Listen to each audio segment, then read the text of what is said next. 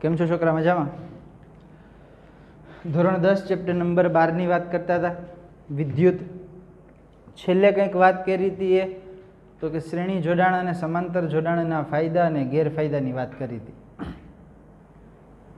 બીજો એક પ્રશ્ન એવો પણ ભણ્યા હતા કે ઘર વપરાશમાં શ્રેણી જોડાણ તો કે કરવામાં આવતું નથી, શા માટે? તો કે એ વસ્તુ છે એ આગળ ભણી લીધા એની એ જ વસ્તુ લખવાની થાય. કઈ? તો કે શ્રેણી જોડાણના ગેરફાયદા. બીજો પ્રશ્ન કંઈક એવો હતો કે સમાંતર જોડાણ જોડવામાં આવે, ઘર વપરાશમાં સમાંતર જોડાણ જોડવામાં આવે તો કે સમાંતર જોડાણના ફાયદા લખવાના છે. બરોબર છે. હજી એક વખત હું તમને કહી દઉં કે શ્રેણી જોડાણના ગેરફાયદા અને ફાયદા યાદ રાખવા જરૂરી છે. શું કામ? તો કે એને આધારે તમને તો કે 3 પ્રશ્ન આવડી શકે. એક તો એની લાક્ષણિકતા, બીજી વસ્તુ છે એ ફાયદા ગેરફાયદા, અને ત્રીજો પ્રશ્ન છેલ્લે ભણ્યા એ કે ઘર વપરાશની અંદર શ્રેણી જોડાણ શું કામ જોડવામાં આવતું નથી અથવા તો સમાંતર જોડાણ શું કરવા જોડવામાં આવે છે. એના વિશે વાત આપણે કમ્પ્લીટલી કરી લીધી છે. બરાબર કે શ્રેણી જોડાણ છે તો એમાં પરિપથ તો કે એક જ પરિપથમાં બધા જ ઉપકરણો જોડેલા હોય, જેથી કરીને એવો પ્રોબ્લેમ થાય કે જો એક ઉપકરણ ઠપ બની જાય તો કે જો એક ઉપકરણ ઠપ બની જાય તો બાકીના બધાય બંધ થઈ જાય. અને હા, જો ચોથો પ્રશ્ન શ્રેણી જોડાણ અને સમાંતર જોડાણનો તફાવત એ પણ તો કે આને અનુલક્ષીને જ થાય. બરાબર છે. એકમાં લખી શકાય કે શ્રેણી જોડાણને લીધે તો કે એક ઉપકરણ બંધ થઈ જાય તો બાકીના બધા ઉપકરણો બંધ થઈ જાય. સમાંતરમાં એવું થતું નથી. વિદ્યુત પ્રવાહની વાત કરી શકાય, અવરોધની વાત કરી શકાય. શ્રેણી જોડાણમાં આખા ઉપકરણોને હેન્ડલ કરવા માટે ફક્ત એક જ સ્વિચ કળની તો કે ઉપયોગિતા થાય, જેથી કરીને તો કે દરેક ઉપકરણને અલગ અલગ રીતે ચાલુ કે બંધ કરી શકાતા નથી. જ્યારે સમાંતર જોડાણની અંદર એ તો કે સુવિધા ઉપલબ્ધ થઈ શકે કે દરેક ઉપકરણને પોતાની રીતે સ્વતંત્ર ચાલુ કે બંધ કરી શકાય. એટલી વાત આપણે કરી લીધી હતી. હવે ભણવાનો છે વિદ્યુત પ્રવાહની તાપીય અસર વિશે વાત કરવાની છે. બરાબર. આ પ્રશ્નમાં પણ બહુ કંઈ ખાસ છે નહીં, ઇઝી જ પ્રશ્ન છે. ખાલી આમાં આઈએમપી વસ્તુ છે એ જૂલનો નિયમ છે, જૂલનો તાપીય નિયમ છે. આપણે વાત કરશું એ તો કે વિદ્યુત પ્રવાહની કઈ અસર? તાપીય અસર. તાપીય અસર મતલબ અહીંયા વાત થશે તો કે ગરમ થાવ. ઉષ્મા ઉત્પન્ન કરશે. તાપીય અસર મિનિંગ શું? તો કે ઉષ્મા ઉત્પન્ન કરશે. ઘણી વખત એ વસ્તુનો અનુભવ કદાચ થયો હશે કે કોઈ વાયરિંગ જોડેલું છે અથવા તો કોઈ ઉપકરણ જોડેલા છે, એ ઉપકરણ સુધી વિદ્યુત પ્રવાહ પહોંચાડવા માટે એક મેઇન કેબલ લગાડેલો હોય પ્રાપ્તિ સ્થાનમાંથી. મતલબ તો કે વિદ્યુતનું જે પ્રાપ્તિ સ્થાન છે એ પ્રાપ્તિ સ્થાનમાંથી મેઇન કેબલ તો કે પરિપથમાં જતો હોય અને એ ઘણી વખત એ ગરમ થાય. જે એક કેબલ ગરમ થાય એ જ વિદ્યુત પ્રવાહની તાપીય અસર છે. બીજું કંઈ જાજુ એમાં વિચાર્યા જેવું છે નહીં. તો વાત કરવી હોય તો કઈ રીતના કરી શકાય? તો કે વિદ્યુત પ્રવાહની તાપીય અસરની વાત કરવી હોય તો એમ કહી શકાય કે ઊંચા અવરોધવાળા, કેવા? તો કે ઊંચા અવરોધવાળા કે જે વધારે અવરોધ છે એ તો કે સહન કરી શકે, વધારે વિદ્યુત પ્રવાહ તો કે વહેડાવી શકે. રેડી? તો કે ઊંચા અવરોધવાળા તારમાંથી કેવું? તો કે સતત વિદ્યુત પ્રવાહ પસાર કરવામાં આવે છે ત્યારે તે કેવો થાય છે? તો કે ગરમ થાય છે. જ્યારે ઊંચા અવરોધવાળા તારમાંથી સતત વિદ્યુત પ્રવાહ પસાર કરવામાં આવે ત્યારે કેવો થઈ જાય? તો કે ગરમ થઈ જાય. ક્યાંથી વિદ્યુત પ્રવાહ પસાર કરે છે? તો કે પ્રાપ્તિ સ્થાનમાંથી, મતલબ વિદ્યુત કોષમાંથી. કોઈ વિદ્યુત કોષમાંથી, કોઈ પ્રાપ્તિ સ્થાનમાંથી સતત સતત ને સતત વિદ્યુત પ્રવાહ કોઈ વાહક તારમાંથી પસાર કરવામાં આવે તો એ વાહક તાર છે એ કેવો થઈ જાય? તો કે ગરમ થઈ જાય. આ ગરમ થવાની ઘટનાને જ શું કહી શકાય? તો કે આ ગરમ થવાની ઘટનાને જ વિદ્યુત પ્રવાહની તાપીય અસર કહેવાય. મતલબ તો કે મતલબ એવું કહી શકાય. જો એક સિમ્પલ વસ્તુ હું તમને કહું, કોઈ એક પરિપથ છે, બરાબર? આ એક પરિપથ છે, એમાં કોઈ અવરોધક તાર મેં જોડેલો છે. કોઈ એક પરિપથ છે, એમાં તો અવરોધક તાર જોડેલો છે. અહીંયા અત્યારે સ્વિચ બંધ છે. રેડી? આ તો કે એનું પ્રાપ્તિ સ્થાન થયું, સ્વિચ તો કે બંધ છે. આમાંથી તો કે આ તાર છે, રેડી, અવરોધક તાર છે, એમાંથી અત્યારે વિદ્યુત પ્રવાહ પસાર થઈ શકતો નહીં હોય. શું કામ? તો કે એને વિદ્યુત પ્રવાહ મળતો નથી, વિદ્યુત ભારનો જથ્થો ત્યાં સુધી પહોંચતો નથી. શું કામ? તો કે સ્વિચ બંધ છે. હવે આ સ્વિચ ચાલુ કરું તો એમાંથી વિદ્યુત પ્રવાહ છે એ વહી છે. રેડી? પ્રાપ્તિ સ્થાનથી લઈ અને તો કે અવરોધવાળો તાર છે, વાહક તાર છે, એમાંથી તો કે વિદ્યુત પ્રવાહનું વહન થશે. એ વિદ્યુત પ્રવાહનું વહન શું કામ થાય છે? એ તો કે શરૂઆતના લેક્ચરની અંદર આપણે ભણ્યા કે વિદ્યુત પ્રવાહનું વહન છે એ બીજું કંઈ નથી, એ ઇલેક્ટ્રોનની ગતિ છે. રેડી? શું છે? તો કે ઇલેક્ટ્રોનની ગતિ છે. અને સાથે સાથે એ પણ વાત કરી હતી કે ઇલેક્ટ્રોનને ગતિ કરાવવા માટે તો કે પ્રાપ્તિ સ્થાન વડે સતત ને સતત કાર્ય થતું હોવું જોઈએ. હવે જો અહીંથી પ્રાપ્તિ સ્થાનમાંથી ઉત્પન્ન થતો, સાંભળજો, ખાસ પોઈન્ટ સમજ્યા જેવો છે કે પ્રાપ્તિ સ્થાનમાંથી ઉત્પન્ન થતો વિદ્યુત ભાર છે એનું કામ શું હોય? તો કે ઇલેક્ટ્રોનને શું કરવાનું? તો કે ઇલેક્ટ્રોનને વહેડાવવાનું કામ હશે. રેડી? પણ જેટલો પણ વિદ્યુત ભારનો જથ્થો ઉત્પન્ન થાય છે એ બધો જ વિદ્યુત ભારનો જથ્થો ઇલેક્ટ્રોનને વહેડાવવામાં ઉપયોગી નથી. મતલબ તો કે ઇલેક્ટ્રોનને વહેડાવવા માટે તો કે થોડા પ્રમાણમાં વિદ્યુત ભારનો જથ્થો, વિદ્યુત પ્રવાહની જરૂર પડે. બાકીનો જે વિદ્યુત ભારનો જથ્થો છે, બાકીનો પ્રાપ્તિ સ્થાનમાંથી ઉત્પન્ન થતો વિદ્યુત પ્રવાહ છે એ શું કરે? તો કે એ ઉષ્મા ઉત્પન્ન કરે. શું ઉત્પન્ન કરે? ઉષ્મા ઉત્પન્ન કરે. એટલા માટે શું થાય? તો કે એટલા માટે એ વાહક તાર છે એ ગરમ થાય. મતલબ તો કે ઉષ્મા ઉત્પન્ન કરે એનો મતલબ શું થાય? તો કે એ ગરમી ઉત્પન્ન કરે. એટલા માટે શું થાય? તો કે એટલા માટે એ વાહક તાર છે ને એ તો કે ગરમ થાય. થોડો ઘણો વિદ્યુત ભારનો જથ્થો, થોડો ઘણો વિદ્યુત પ્રવાહ છે એ શું કામ કરશે? તો કે ઇલેક્ટ્રોનને સતત વહેડાવવાનું કામ કરશે, વિદ્યુત પ્રવાહને વહેડાવવાનું કામ કરશે, ઇલેક્ટ્રોનને તો કે આગળ ને આગળ વહેડાવવાનું કામ કરશે. બાકીનો જે જથ્થો છે એનું કામ છે તો કે એ ઉષ્મા ઉત્પન્ન કરશે. એને લીધે ઉષ્મા ઉત્પન્ન થવાને લીધે શું થાય? તો કે એ વાહક તાર છે એ ગરમ થાય. અને આ ગરમ થવાની ઘટનાને તો કે વિદ્યુત પ્રવાહની તાપીય અસર કહેવાય. તો એમ કહી શકાય કે જ્યારે પ્રાપ્તિ સ્થાન વિદ્યુત પ્રવાહ વહેડાવવા માટે સતત કાર્ય કરે તે દરમિયાન શું ઉત્પન્ન થાય? તે દરમિયાન ઉષ્મા ઉર્જા ઉત્પન્ન થાય છે. તેને શું કહેવાશે? તો કે વિદ્યુત પ્રવાહની તાપીય અસર કહે છે. રેડી? હવે સમજાય વિદ્યુત પ્રવાહની તાપીય અસર એટલે શું? તો કે વિદ્યુત પ્રવાહ છે એ તો કે ઇલેક્ટ્રોનને વહેડાવવાની સાથે સાથે બીજું એક કામ પણ કરશે. શું કરશે? તો કે ઉષ્મા ઉત્પન્ન કરશે. એ ઉષ્મા ઉત્પન્ન થાય જેને લીધે વાહક તાર છે એ ગરમ થશે અને એને શું કહેવાય? તો કે વિદ્યુત પ્રવાહની તાપીય અસર કહેવાશે. થાય છે ક્લિયર? તો એને આધારે એક નિયમ તારવવાનો છે, એક સૂત્ર તારવવાનું છે જેને જૂલનો નિયમ કહેવાય.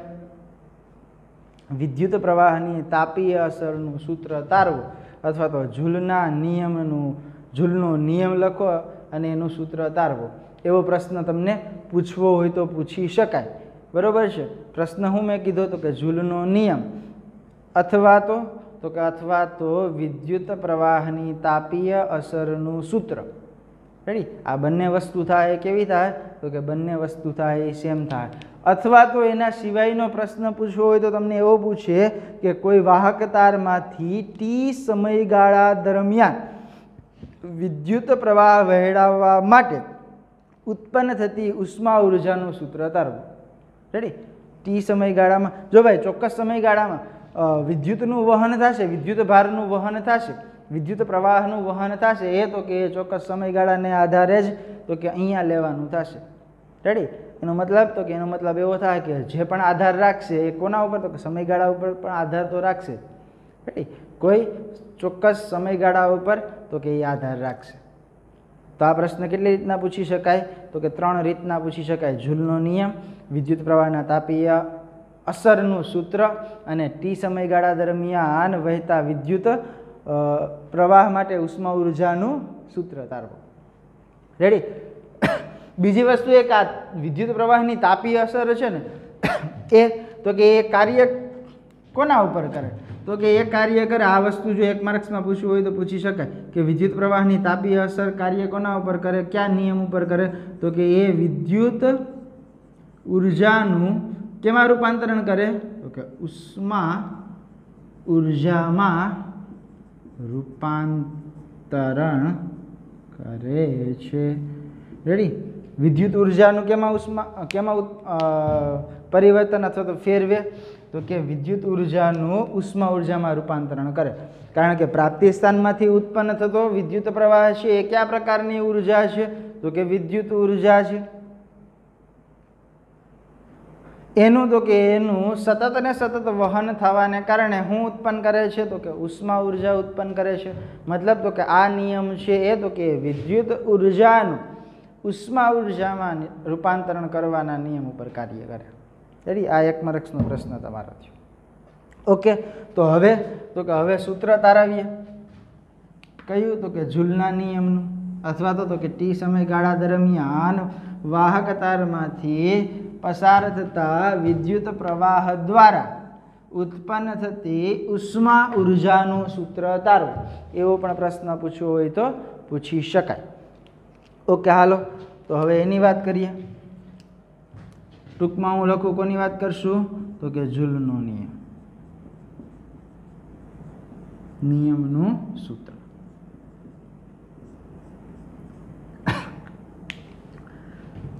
मानी ल्यो कि कोई एक वाहक तार छे, कोई एक आर अवरोध वाळो। એટલે અવરોધ આપણે ખબર નથી, સૂત્ર તારવીએ એમાં તો કે એમાં આપણે પહેલા તો કે ધારી જ લેવાનું થાય કેટલા અવરોધ વાળો? તો કે આર અવરોધ વાળો એક તો કે તાર છે એને તો કે એને એક વિદ્યુત કોષ સાથે જોડેલો છે। એટલે કઈ રીતની થશે એની આકૃતિ? તો એની આકૃતિ આમ થાય કે આ એક તો કે આ એક વિદ્યુત કોષ છે એની સાથે તો કે એની સાથે આ આર અવરોધ વાળો વાહક તાર છે તો કે જોડેલો છે। બરાબર છે? અહીંયા હું તો કે કડ રાખી દઉં। આનો અવરોધ તો કે આર છે। એના બે છેડા વચ્ચેના વિદ્યુત સ્થિતિમાનનો તફાવત મેં અહીંયા વોલ્ટમીટર રાખીને માપ્યું તો કે તો એના બે છેડા વચ્ચેનો વિદ્યુત સ્થિતિમાનનો તફાવત કેટલો છે? તો કે V જેટલો છે। યાદ રાખજો। અને એમાંથી વિદ્યુત પ્રવાહ કેના જેટલો વહે છે? તો કે I જેટલો વહે છે। કેટલી વસ્તુ થઈ આપણી પાસે? તો કે વિદ્યુત સ્થિતિમાનનો તફાવત V છે। રેડી? આ તો કે આ V વોલ્ટેજની બેટરી છે, ગમે એટલા વોલ્ટેજની હોય એટલી વસ્તુ આપણે ખબર છે કે અવરોધ છે એ તો અવરોધનું મૂલ્ય R છે, એ વાહક તારમાંથી પસાર થતો વિદ્યુત પ્રવાહ I છે અને એ વાહક તારના બે છેડા વચ્ચેના વિદ્યુત સ્થિતિમાનનો તફાવત V વોલ્ટ છે। અને એમાંથી કયા સમયગાળામાં? તો કે ટી સમય દરમિયાન વિદ્યુત પ્રવાહ પસાર થાય છે। કેટલી કિંમત મેં તમને કીધી? TRVI। બરોબર છે? તો એ દરમિયાન ઉત્પન્ન થતી વિદ્યુત અથવા તો વિદ્યુત ઉર્જામાંથી ઉષ્મા ઉર્જા કેટલી ઉત્પન્ન થાય છે એને તો કે એને આપણે સાબિત કરવાનું છે. શું સાબિત કરવાનું છે? કે એટલી બધી વસ્તુ કન્ડિશન હોય તો એ દરમિયાન એ કેટલી ઉષ્મા ઉર્જા ઉત્પન્ન કરશે. સૌથી પહેલાં આપણે જે કીધું એ લખી નાખીએ. શું કીધું? તો કે ધારો કે શું છે? તો કે એક આર અવરોધનો વાહક તાર કોની સાથે? તો કે વિદ્યુત કોષ સાથે જોડેલો છે. બરોબર છે.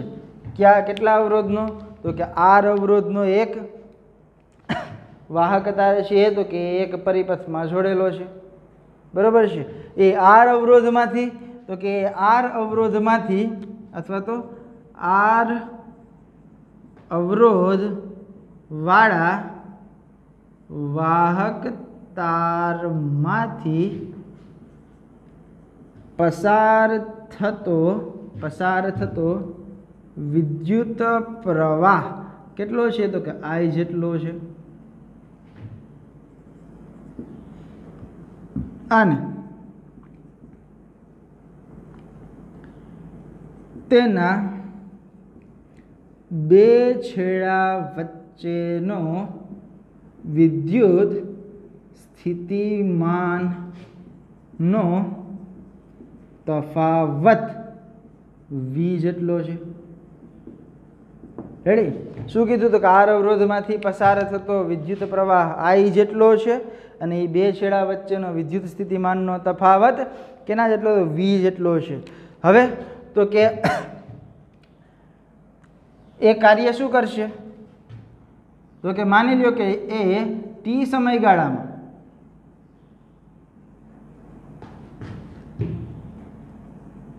વિદ્યુત ભારનો જથ્થો Q જેટલો ઉત્પન્ન કરે છે.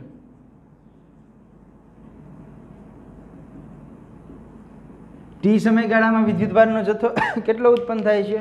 તો કે Q જેટલો વિદ્યુત ભારનો જથ્થો ઉત્પન્ન થાય છે. તો આગળ એક સૂત્ર ભણી ગયા. જો અહીંયા તમારી ટેક્સ્ટ બુક છે કે તમારી રેફરન્સ બુક છે એમાં તો કે એમાં ડાયરેક્ટ સ્ટેપ આપી દીધું છે. એ ક્યાંથી આવ્યું એ તો કે એ થોડી વારમાં ખબર નહીં પડે, પણ એ ક્યારે ખબર પડશે?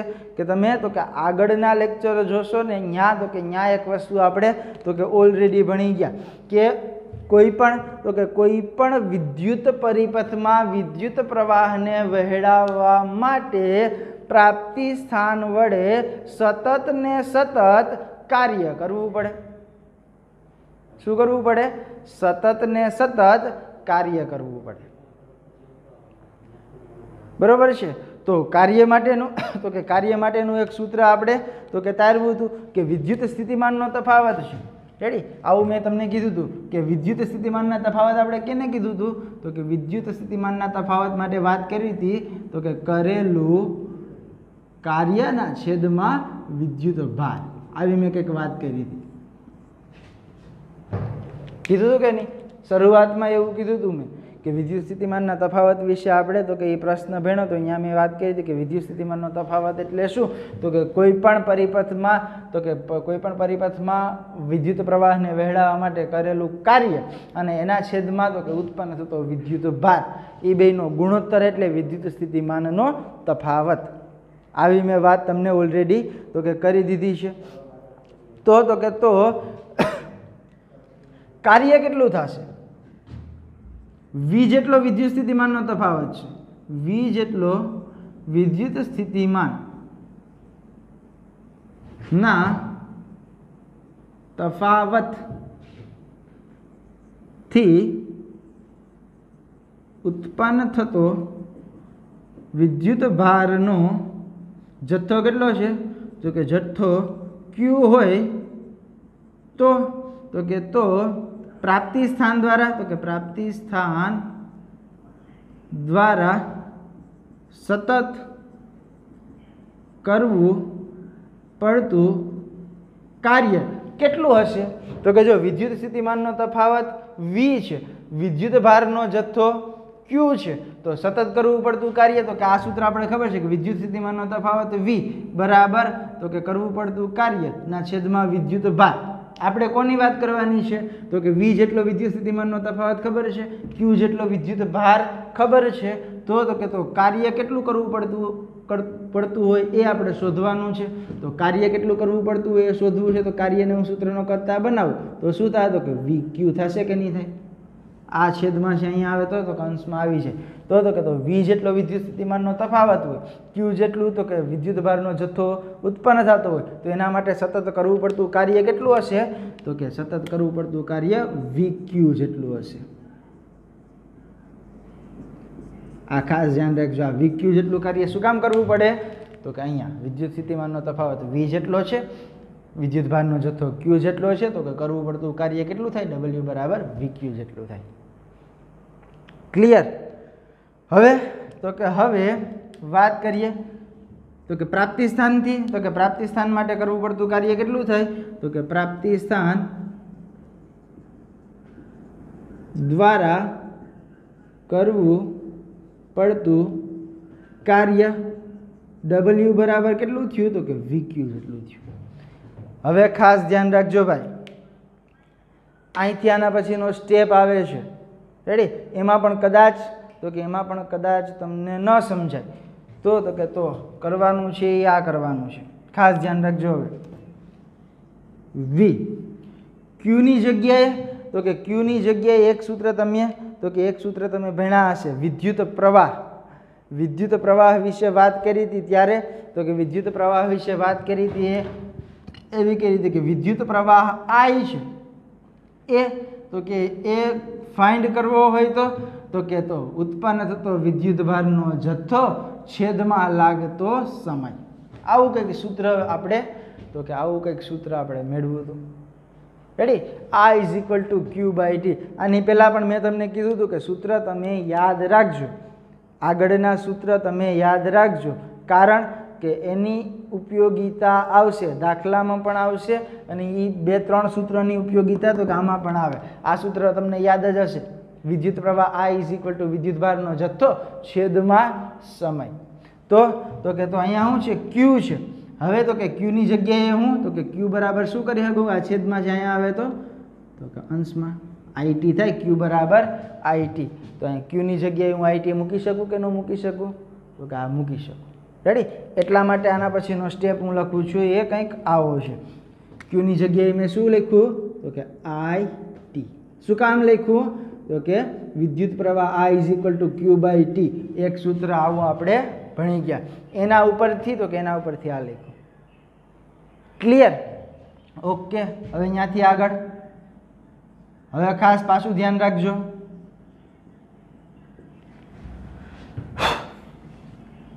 ક્યાં પહોંચ્યા તો કે અહીંયા. હવે તો કે અહીંયા શું છે તો કે V છે રેડી. આપણે વાત કરવાની છે તો કે અવરોધ લાવવાનો છે આની અંદર. શું કામ તો કે આગળ જ વાત કરી લીધી કે R અવરોધ છે, I વિદ્યુત પ્રવાહ છે અને T સમય છે. એ દરમિયાન ઉત્પન્ન થતી ઉષ્મા ઉર્જા આપણે ગોતવાની છે. એટલે કોની જરૂર પડશે તો કે એક તો R ની જરૂર પડશે, એક તો T ની જરૂર પડશે અને એક તો I ની જરૂર પડશે. આપણી પાસે તો કે Q અને V છે, એ બેમાંથી કોઈની જરૂર હતી નહીં. તો એને કન્વર્ટ આપણે તો કે R, I અને T થાય ને એમાં કરીએ. એટલા માટે આ પ્રોસેસ આપણે કરીએ છીએ. બરોબર છે, સમજાય? બાકી તો તમને એમ થાય કે સાહેબ આ કરવાની શું જરૂર છે તો કે એ કરવાની જરૂર છે આ ઝૂલના નિયમ માટે, ઉત્પન્ન થતી ઉષ્મા ઉર્જા મેળવવા માટે. તો કે એમાં અવરોધ R છે, વિદ્યુત પ્રવાહ I છે અને સમય T છે. એનો ઉલ્લેખ કરવાનો છે એટલા માટે. ઓકે. તો હવે આ V છે. એક સૂત્ર તમે એવું પણ ભણી ગયા, V = IR. વીર. બરોબર. આ ક્યાં ભણ્યા તો કે એક નિયમ ભણ્યા. કયો નિયમ તો કે ઓહમનો નિયમ. ઓહમના નિયમ મુજબ તમે વાત કરી હતી કે V = IR. એ પણ યાદ જ હશે. તો અહીંયા તો કે અહીંયા વીની જગ્યાએ હું આઈઆર મૂકી દઉં તો કંઈ વાંધો તો કે ન જોવો જોઈએ. શું કામ? તો કે ઓહમના નિયમને અનુલક્ષીને આપણે તો કે વીની જગ્યાએ આઈઆર મૂકીએ. અહીંયા આપણે સાબિત કર્યું હતું, બરાબર, માની લીધું નહોતું. શું કર્યું હતું? સાબિત કર્યું હતું કે V is equal to IR. Okay, તો આ વીની જગ્યાએ હવે હું શું મૂકીશ? આઈઆર મૂકીશ. તો ડબલ્યુ બરાબર શું થાય? વીની જગ્યાએ મૂકું આઈઆર અને આ છે તો કે આઈટી. ઓકે, હવે તો કે હવે બીજું કંઈ નથી કરવાનું. જો આ વાત કરીએ કાર્યની વાત કરીએ. કાર્ય દ્વારા તો કે શું ઉત્પન્ન થશે? તો કે વિદ્યુત ઉર્જામાંથી ઉષ્મા ઉર્જા ઉત્પન્ન થશે. રેડી? કાર્ય કરીનો મતલબ તો કે એક પ્રકારની તો કે ઉર્જા જ છે અને આપણે જોઈએ તો કે ઉષ્મા ઉર્જા છે અને ઉષ્મા ઉર્જાને તો કે એચ વડે દર્શાવાય. તો કે તો આપણે ડબલ્યુની જગ્યાએ શું લખશું? તો કે એચ લખશું. કોના માટે? તો કે ઉષ્મા ઉર્જા માટે. ઓકે, લખીએ. ડબલ્યુની જગ્યાએ મેં શું લખ્યું? તો કે એચ, ઉષ્મા ઉર્જા માટે. આ શું થાય? તો કે આઈ ગુણ્યા આઈ સ્ક્વેર આર ટી થશે કે નહીં થાય? આ બેનો ગુણાકાર કર્યો એટલે શું થાય? તો કે આઈ સ્ક્વેર આર ટી. બસ તમારું આ સૂત્ર સાબિત થઈ ગયું. H is equal to I square R T. જો આનો મતલબ શું થાય છે? તો કે આનો મતલબ એવો થાય કે કોઈ પરિપથની અંદર, ખાસ ધ્યાન રાખજો, આ તો કે આ ઝૂલનો નિયમ હું બોલું, કોઈ પરિપથની અંદર અવરોધ આર હોય, કોઈ વાહક તારનો અવરોધ આર હોય, ટી સમયગાળા દરમિયાન આઈ જેટલો વિદ્યુત પ્રવાહ પસાર થતો હોય તો એની અંદર ઉત્પન્ન થતી ઉષ્મા ઉર્જા H is equal to I square R T જેટલી હોય. આ થયો એ શું થયું? તો કે ઝૂલનો નિયમ. લખી દઉં એટલે તો કે વધારે સમજાય. રેડી? સાબિત શું કર્યું? તો કે જ્યારે કોઈ પરિપથમાં જોડેલા વાહક તારનો અવરોધ આર હોય અને તેમાંથી ટી જેટલા સમયગાળામાં પસાર થતો વિદ્યુત પ્રવાહ આઈ હોય તો તેમાંથી ઉત્પન્ન થતી ઉષ્મા ઉર્જા H is equal to I square R T જેટલી હશે. જેને શું કહેવાય? તો કે ઝૂલનો નિયમ કહે છે. રેડી? આનો તો કે આનો એકમ શું થાય? તો કે આનો એકમ તો કે ઉર્જાની વાત કરી. રેડી? એટલે એનો એકમ શું થાય? તો કે ઝૂલ જ થશે. શું થાય? ઝૂલ. એટલા માટે જ આપણે ઝૂલનો નિયમ કહીએ. એક તો કે વૈજ્ઞાનિકની યાદમાં, ઝૂલ નામના વૈજ્ઞાનિકની યાદમાં એનો તો કે નિયમ અથવા તો એનો એકમ આપવામાં આવ્યો. આના બીજા તો કે આના બીજા પણ એકમો છે. આના બીજા એકમો છે તો કે વોટ સેકન્ડ છે. રેડી? એ પણ આનો એક તો કે એક બીજો એકમ છે. પણ સામાન્ય રીતે તો કે સામાન્ય રીતે એકમ શું થાય એનો? તો કે જૂલ થાય. બાકી તો કે બાકી વોટ સેકન્ડ છે, કિલોવોટ અવર છે. આ કિલોવોટ અવર છે ને એ તો કે એ સૂત્ર અથવા તો એ એકમ આપણે સાબિત કરે પણ તો કે પણ વિદ્યુત પાવરમાં એ સાબિત કરે અને વિદ્યુત પાવર છે એ તો કે એ હવે આપણા સિલેબસમાં છે ને. આના પછીનો જ ટોપિક હતો વિદ્યુત પાવર, પણ હવે એ સિલેબસમાં છે નહીં. જે 30% બાદ કરીને સિલેબસ આપ્યો છે એમાંથી એ ટોપિક તો કે કાઢી નાખવામાં આવ્યો છે. એટલા માટે આ કિલોવોટ અવરને આપણે તો કે સાબિત નથી કરતા, પણ આપણે એવું તો કે એવું યાદ રાખી લઈએ કે ઝૂલનો તાપીય અથવા તો વિદ્યુત પ્રવાહના તાપીય અસરનું જે સૂત્ર આપણે તારવીએ છીએ એનો એકમ તો કે ઝૂલ છે, વોટ સેકન્ડ. પણ એનું એક એકમ છે અને પછી તો કે કિલોવોટ અવર, આવું કે કિલોવોટ અવર. રેડી? એ તો કે એ પણ એનો એકમ છે. તો આ વસ્તુ છે તો કે આ વસ્તુ છે જૂલનો નિયમ. હજી એક વખત તો કે ફટાફટ હું તમને કહી દઉં કરવાનું શું છે. તો કે આપણે કન્ડિશન એવી આપી, પ્રશ્ન જ કંઈક એવો પૂછ્યો તો કે ટી સમયગાળા દરમિયાન કોઈ વાહક તારમાંથી ઉત્પન્ન થતો વિદ્યુત પ્રવાહ દ્વારા ઉષ્મા ઉર્જા કેટલી ઉત્પન્ન થાય એ ગોતવાની હતી. એના માટે તો કે એના માટે એક વાહક તાર લીધો, એનો અવરોધ R છે, એમાંથી વહેતો વિદ્યુત પ્રવાહ I છે, એ ટી સમયગાળા દરમિયાન તો કે વહે છે, એ બે છેડા વચ્ચેનો વિદ્યુત સ્થિતિમાનનો તફાવત V વોલ્ટ છે. એટલી વસ્તુ ક્લિયર? અહીંયા જે દોર્યું એ અહીંયા લખ્યું કે ધારો કે એક R અવરોધનો વાહક તાર વિદ્યુત કોષ સાથે જોડેલો છે, એનો તો કે R અવરોધવાળા વાહક તારમાંથી વિદ્યુત પ્રવાહ I વહે છે ટી જેટલા સમયગાળામાં, અને એના બે છેડા વચ્ચેનો વિદ્યુત સ્થિતિમાનનો તફાવત V છે. રેડી? જે દોર્યું એ લખ્યું. પછી તો કે પછી સમજાય એવી વાત હતી કે ટી સમયગાળા દરમિયાન તો કે ટી સમયગાળા દરમિયાન વિદ્યુત ભારનો જથ્થો કેટલો ઉત્પન્ન થાય તો કે Q જેટલો ઉત્પન્ન થાય છે. રેડી?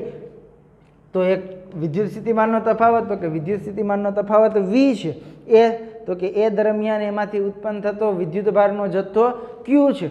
તો કે તો પ્રાપ્તિ સ્થાન વડે કાર્ય કેટલું થાય તો કે એ અહીંથી આપણે ગોઈતું V = W/Q પરથી. V વિદ્યુત સ્થિતિમાનનો તફાવત હોય, Q વિદ્યુત ભારનો જથ્થો હોય, તો કાર્ય કેટલું થાય તો કે VQ જેટલું થાય, એ લખ્યું. પછી તો કે પછી આપણે Q ની જગ્યાએ આપણે જોતું હતું શું તો કે RIT, આ ત્રણ વસ્તુની જરૂર હતી. આપણી પાસે V અને Q હતા, તો કે Q ની જગ્યાએ શું મૂક્યું તો કે વિદ્યુત પ્રવાહને આધારે I = Q/T એવું એક સૂત્ર આપણે તારવ્યું હતું. તો કે Q ની જગ્યાએ આ અહીંયા આવી ગયું એટલે IT મૂક્યું. હજી આપણે R ની જરૂર છે, તો વિદ્યુત સ્થિતિમાનનો તફાવત V = અથવા તો ઓહમના નિયમ ઉપર V = IR ને અનુલક્ષીને V ની જગ્યાએ IR મૂક્યું. રેડી? પછી બેનો તો કે ગુણાકાર કરી નાખ્યો. કાર્ય છે W, એ પણ તો કે એ પણ એક પ્રકારની ઉર્જા ઉત્પન્ન કરે છે. આપણે ઉષ્મા ઉર્જા જોઈએ એટલે ઉષ્મા ઉર્જાને H વડે દર્શાવાય, એટલા માટે W ની જગ્યાએ મેં તો કે H લખ્યો. I²RT. તો આ તમારું સૂત્ર છે તો કે સાબિત થયું. એને આધારે જૂલનો નિયમ કઈ રીતના લખી શકાય કે કોઈ વાહક તારનો અવરોધ R હોય, ટી સમયગાળામાં I જેટલો વિદ્યુત પ્રવાહ ઉત્પન્ન કરતો હોય, તો એના દ્વારા ઉત્પન્ન થતી ઉષ્મા ઉર્જા H = I²RT જેટલી હોય. મતલબ તો કે જૂલનો તાપીય નિયમ છે એ આધાર કોના ઉપર રાખીએ તો કે વિદ્યુત પ્રવાહ, અવરોધ અને સમય. રેડી? ક્લિયર? આ પ્રશ્ન તો કે આ પ્રશ્ન યાદ રાખ્યા જેવો છે, પાકો કર્યા જેવો છે, પૂછી શકાય એવો છે, અને આ સૂત્ર પણ યાદ રાખ્યા જેવું છે. આને અનુલક્ષીને તો કે દાખલા પણ હોઈ શકે. ક્લિયર? તો આ વાત થઈ એ તો કે જૂલના નિયમની વાત થઈ, અથવા તો વિદ્યુત પ્રવાહના તાપીય અસરનું સૂત્ર, અથવા તો ટી સમયગાળા દરમિયાન વિદ્યુત પ્રવાહ વહે છે એના દ્વારા ઉત્પન્ન થતી ઉષ્મા ઉર્જાની વાત કરી. Okay, clear? આવતા વખતે વાત કરશું એ તો કે તાપીય નિયમ છે કોના ઉપર આધાર રાખે એની વાત કરવાની છે, એનો પ્રશ્ન ભણવાનો છે. આજ માટે તો કે એટલું, બાકીનું તો કે નેક્સ્ટ ટાઈમ.